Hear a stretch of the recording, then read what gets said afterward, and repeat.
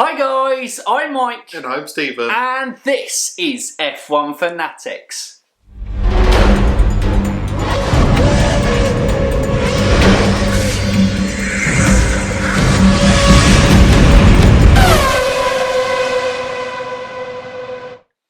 Welcome back to another driver ratings video, and obviously the last two we've had guest appearances from Tines from the TF1 show, and obviously last week we had Moto Meerkat on as well, so make sure you go and check out both of those great channels certainly there. But just me and Stephen again today, so this is the place where we rate the grid with a rating out of 10 for their race performances with yesterday's Spanish Grand Prix. And the Spanish Grand Prix, it's difficult. They have so much testing there. They have so much data there. It is hard to have unpredictability. And with the size of the cars and everything, it does make modern F1 racing difficult there. Yeah, it was a bit, yeah. DRS trains and yeah. Look, there was still some good action on track. There was still, moments of highlights to go from there. It wasn't like completely dreadful. Like it wasn't like a completely processional, 66 lap race. Yeah. But at the same time, it didn't have you kind of hooked. Obviously, the contrast, would you say, obviously from the 70th anniversary Grand Prix to this Grand Prix, I suppose it makes the Spanish Grand Prix in a worse light, I think, as well. Yeah. But anyway, we will jump into our driver ratings, and we obviously work our way through every team and give both their drivers a rating out of 10. So we'll jump straight into it. Stephen, starting off with Williams, what are we going to give the drivers? Didn't see them. 5-5. 17th, 18th, wasn't it, for them? Rock last, other than Roman Grosjean and the retirement of Charles Leclerc. Didn't have the race pace. You can't really rate them much. Maybe give George slightly better because he beat his teammate, but that's Nicholas Latifi and George Russell's quality. So 5-5, not really much to say on Williams. Just another struggle of a race weekend for them. Yeah, it's difficult after showing early promise, and obviously we weren't expecting miracles at the start of the season, and they are closer. Like, they're not just in their own league, and obviously they have beaten Roman Grosjean in this race as well. But it's still, Alfa haven't built a great car, and Haas have had their woes with obviously the Ferrari engine and just not really being able to get their practice pace in both qualifying and race into those sessions. So they were there for the taking, and Williams aren't really doing anything to say, we're going to beat you. 5-5. 5-5. Next team, Alfa Romeo, and this is a team who, like I just said, have built not a great race car this season, but Kimi Raikkonen getting through to Q2 on the Saturday. Antonio Giovinazzi struggling in qualifying, but still, he's done all right. I think he qualified dead last, actually. Yeah. But, moved his way up to P16. So Antonio Giovinazzi is going to be a 6 out of 10, doing well within that car, but again losing out in both sessions to his teammate Kimi Raikkonen, finishing P14 in the end, where he started the Grand Prix, and to hold position in that Alfa Romeo shows the experience and guile of Kimi Raikkonen, and that there's a bit of fight in the old dog left. And clearly Spain, a track that he would be very familiar with, would have raced there every year of his F1 career, probably knows it like the back of his hand. Great performance, but it's difficult to kind of go really high and stuff because, it's still an Alpha. So it's a 7 out of 10 for Kimi Raikkonen, but a really fantastic performance, I think, for him. Yeah, it did look like at moments he was just having a nice little Sunday drive. in its own little world, Kimi. Yeah. So, next, Haas. I'll start with Roman Grosjean. It's an easy 3 out of 10. You could even go lower. Rock class behind the Williams. Qualified. He did qualify just behind his teammate Kevin Magnussen, but then finished 4 places behind. Yes. And pulled down another dangerous defender move on. Oh, who was it? Was it? I think it was Kimi. It was Kimi. Oh, it was Kimi. Yes. Yeah. I remember the radio message. It sounded very sad. But yeah, he never learns. I think it was Grosjean and Giovinazzi as well. Never learns, and he had no pace compared to his teammate. 3 out of 10. You could even go 2 out of 10, to be honest. We could even go 1 out of 10. It was a shocking performance. Pick a number 1 to 3 and have it. Jesus, just such a dismissive rating. 1 to 3, have it. Argue whatever you go. If you like Roman, give him a 3. If you hate him, give him a 1. He just... Well, it's the dangerous driving and the no race pace to even go along with it. It's shocking. Kevin Magnussen, though, had another great start, I believe. I can't remember where he moved up to. One of the best starters on the grid. I believe he moved up to P14. Yes, and then so he started P16, went to P14, finished in P15. Yeah, finished behind Kimi Räikkönen. I do feel that Haas is better than the Alfa. So should Kevin Magnussen be finished by him? I do think so. Obviously, Kimi's got all that experience. I'm going for a 6 out of 10 for Magnussen. Yeah, it just wasn't... It had a great start, but he is in Haas. But nothing materialised for him. And I feel he should have been Kimi, especially from the start. So yeah, 6 out of 10 for Magnussen. Yeah, I think that's fair on both. And now we move on to the Alfa Tauri lads. And it's difficult still knowing where the car is. Gasly's getting it into Q3 again.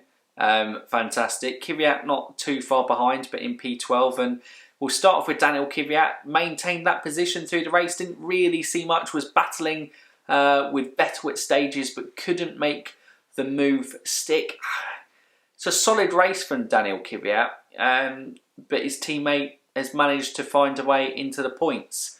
And I think he finished behind the Renault of Daniel Ricciardo and the McLaren of Lando Norris. And I think, with the Ricciardo Renault starting behind Daniel Kvyat, you can't go too high for him. So I think 6 out of 10 is a fair rating for Daniel Kvyat this week. Pierre Gasly continues to just put in strong performance after strong performance, and it makes it look like the 70th anniversary Grand Prix last week was a bit of a blip with the tyre management, where tyre management was more this week. Again this week, an important factor was much better. Started P10, finished ahead of Lando Norris, which was an impressive performance certainly there. Finished ahead of the one-stopping Renaults as well, making his strategy work for him, who kind of finished ahead of him in P8, Alex Albon. So yeah, obviously, you expect Albon to be in the kind of main team car to be going ahead of him. So I think Gasly got the most out of the performance. I think we were discussing before an 8 out of 10, but honestly, I don't really know what more he could have done. So I'm probably going to give Pierre a 9 out of 10. 9 out of 10 for Pierre. It's just, he's doing very well this season. It has to be given credit for. Yeah. So, on to Renault. P11 and P13. It's a really bad result for Renault, but the race pace for the drivers just wasn't there, so you can't really blame them for that position, because they should, at least one Renault should be in the points every week, but they just couldn't do it. Both had good races in their own respect. Ricciardo did, as usual, tyre management mode for the first stint, went really long and ended up finishing P11. And then Ocon had good overtakes in the middle, was one of the entertaining factors of the race. But, P11, P13, neither could find that exceptional performance to get into the points. Carl wasn't there though. Going both sevens? Both sevens. Both solid races. You can't really blame them for not getting points though. It's fair enough. It's just a weekend to forget, and with Renault over the past couple of seasons traditionally doing better at the power-hungry circuits, Spa and Monza will definitely be a good relief after a fairly disappointing performance at the Circuit de Catalunya. Moving on to McLaren, Renault's main rivals. The guys kind of fight each other, and we looked at McLaren's race pace last week, and it was just a bit nowhere. But this week, a lot better. And Lando Norris consistently is just getting in the performances, but obviously qualified P8, finished P9 behind his teammate. Carlos was comfortably ahead of Lando all weekend, really, and a P9. P9 for Lando Norris, and a 6 out of 10, I would say, rating. P10 for Lando Norris. Yeah, P10, obviously, finished behind Gasly as well. So, wow, maybe do we even go as harsh as a 5 out of 10, considering where Carlos finished in the other McLaren. I suppose, Lando's maybe made his own bed in terms of his good performances early on in the season. Not a great race, so probably he's still got points. So I'll give him a 6 out of 10. I'll be kind to Lando on that front. But Carlos Sainz on the other front, we were obviously, it's sod's law, isn't it? You say in a race review podcast, has he been struggling this season? Gets to his home Grand Prix and really pulls out his best performance of the season and pretty much was just flawless. Got the job done what he needed to do, made his two-stop strategy work, with Red Bull kind of stuffing up the strategy. It was, for Albon, it was a bit of a weekend for them, but Carlos Sainz did very well and definitely was like a big thumbs up weekend. So 9 out of 10 for Carlos Sainz, a fantastic performance from the Spaniard in his home Grand Prix. Perfect. Moving on to Racing Point. P4, P5 is where we expect Racing Point. We haven't really seen it last few races. Solid from both of them. We're going to go for 9 for Stroll and 8 for Perez. There's not much to say on both. Stroll had a fantastic start, and in the end that helped him secure that P4. Checo had a great, obviously, amazing on tyre management, made the one-stop work, but was a bit silly. I think it was quite a... harsh. Yeah, it was quite a light penalty. So he didn't hold up Lewis at all, but technically he broke the regs or rules or whatever. Picked up the penalty, so have to rain down from Stroll. But both great races, and it's where Racing Point should be, 4, 5, 5 or 6. So solid from both of them. It's not really much to add because they both had pretty quiet races. Both maintained positions at the end because they knew the penalty, but they were clearly ahead of the rest. Absolutely, and capitalised. And obviously, Stroll made that position on Bottas at the start and had some great defending, keeping and holding Bottas up for a few laps as well, which was, fantastic to see from Lance Stroll, and his racecraft, is really coming to light in a competitive car this season. That certainly is for true. We now move on to Ferrari. Oh dear. Ferrari. When are things going to go right for Ferrari? And it is turning into one of those. For the best, statistically, the best team in Formula One's history in terms of wins and world championships and titles and everything along that line. It just is another Leclerc doing well, looks like he's on the one-stop strategy. Electrical failure in Venice, not their fault. From there, Charles Leclerc, we're going to give him a 7 out of 10. Could have really been a very good race for Charles. Unfortunately, you can't go much higher because there's too much ifs, buts and maybes of what would have happened in the race, but was battling Lando Norris hard as well, and it was a good fight between them on track. But yeah, just it's a frustrating and a what could have been weekend for Charles, who has consistently been outperforming that car. Sebastian Vettel finishes what was it, P7 in the end, yes. Wasn't it? Yeah. In terms of Carlos Sainz was able to make the position. Fantastic race for Vettel, made the one-stop strategy work, and it appeared that he was fighting his team. He was asking the team, what strategy are you on? I think we can go to the end. The team kind of ignore him, and then 3 laps later go, I think we're going to go on to the one stop and go for these tyres. And he's just like frustrated on the radio. He's like, guys, what times am I meant to be doing? You going to talk to me? Type of situation. And it just...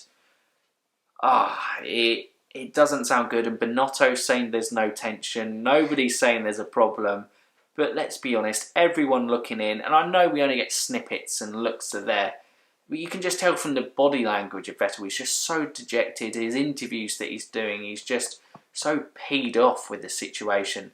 Brilliant drive from him though, 9 out of 10. Yeah, it should be said on his one stop, he did the unconventional one stop, going mediums and softs and doing the longest stint on the soft tyres. So how he's managed to maintain P7 in the end. I don't know if he just really struggled with the mediums first up, but they pitted Charles Leclerc and Vettel at exactly the same time when Leclerc was on the softs and Vettel was on the mediums. And It was just, it seemed bizarre, really bizarre. But he made it work, so yeah, fantastic drive from him. Now, Red Bull. This is a tough one for me. I'll start with Albon. Started, where did he qualify in the end? P6. P6. Finished the race P8. But he was messed up by a strategy. Red Bull took a gamble. I think Horner said that risky strategies is in their DNA. They took a gamble to pit early onto hards. Just didn't work out. Albon couldn't make the moves in the DRS train. He got, I'm trying to think of the start. He got held up by the 2 racing points. Couldn't make a move on them. But it's Catalonia, it's difficult to overtake, so you've got to give some leeway there. But still, could he... I think we're going for a 6 out of 10 on Albon. Can't really give him much more because he's finished in P8, but obviously the strategies hurt him. But he hasn't made the moves to try to recover that strategy and just finished behind Sainz, who he was battling. So, and Sainz made the move on him, but he can make the move on Sainz. So, yeah. And I believe they were on the same compound at the end. Yes, maybe. They were. They both finished the race on medium compounds. There we go. So. Right. There we go, and he can catch Vel. Yes. Max Verstappen. This one's a tough one for me. He's split the Mercedes. He's done what he's needed to do, but he's held off Bottas, but that was mainly because Bottas didn't show any pace. What more could he do? Well, he could have at least challenged Lewis, but did he have the car to challenge Lewis? Doesn't look like he did on the day. So I'm varying between an 8 or a 9. 9 because he split the Mercedes, 8 because he didn't have to do anything all race. It's a tough one. You could go either way. I may be a bit harsh here, as I was a bit harsh with Albon, and go for an 8 out of 10 for Max. But yeah, he didn't have the car to challenge. But I don't know. They showed the race pace in practice, but it wasn't there on Sunday. I'm feeling I'm being harsh, but you know. I suppose in terms of that, he just is. it's difficult to judge the Red Bulls thing. They had such good race pace, and it just didn't materialise in practice. And it can always be with Mercedes holding something back because they're very clever at doing that. But yeah, Red Bull looked like they had the car in Max Verstappen to match them all weekend, and they matched Bottas, but comfortably. Their tyre management or their car was much better on the tyres than Mercedes last week, but this week it was completely the opposite. And it was very hard. Both cars were hard on it. I know Albon struggled with that on that front as well. Finished nearly 20 seconds behind Lewis in the end, didn't it? Was a big struggle on that front. And we round off with Mercedes, and we are going very harsh on Valtteri Bottas. Poor start. Look, this guy is the guy who's got the second best car on the grid. I do think Lewis's will be slightly better, but he's the guy that has got to mount a serious challenge. Poor start again. Verstappen makes it past him, leaves the inside open for Lance Stroll to get past him, gets stuck behind Stroll for a few laps, then never really gets anywhere near to Max Verstappen all race. And he went on the softs later on. Pace U set of softs didn't really work, then had to pit again for mediums and got the fastest lap in the end. 4 out of 10. I think we're going for Valtteri Bottas, and I think that's probably kind. And it seems weird, to give a driver who is on the podium a 4 out of 10.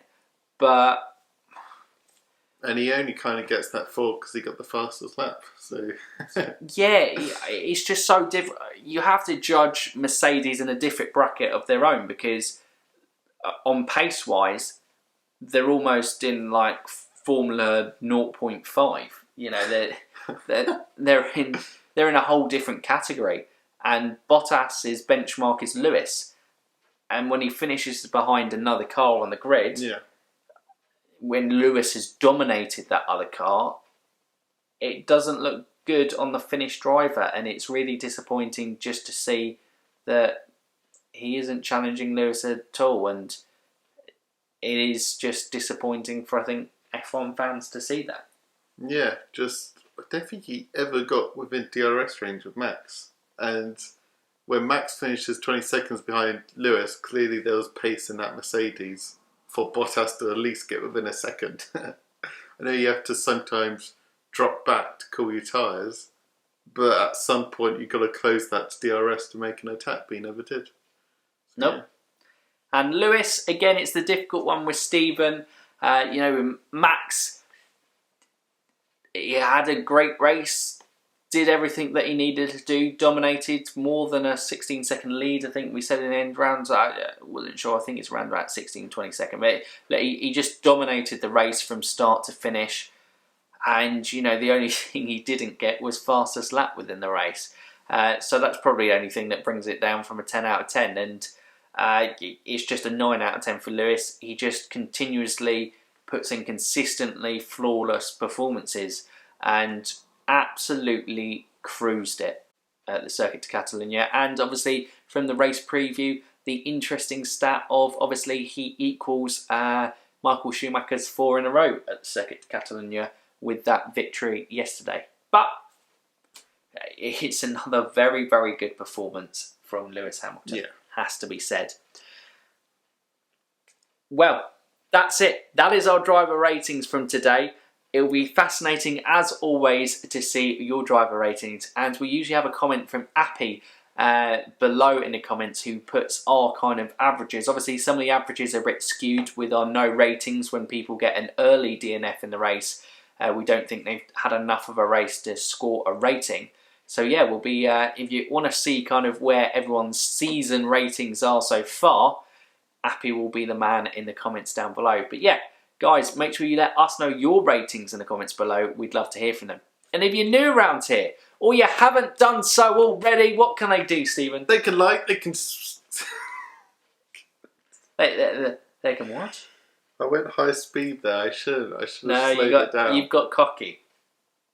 Here we go. Okay, I'll try again. All right. They can like, they can subscribe, and they can ding that bell. Ding that bell. Bang. Bang! Finished with a flourish. Guys, that's it for driver ratings today. Hope you've enjoyed it. And make sure you obviously join us tomorrow at 6 p.m. UK time for the Race Review podcast. But for now, you F1 fans, keep racing!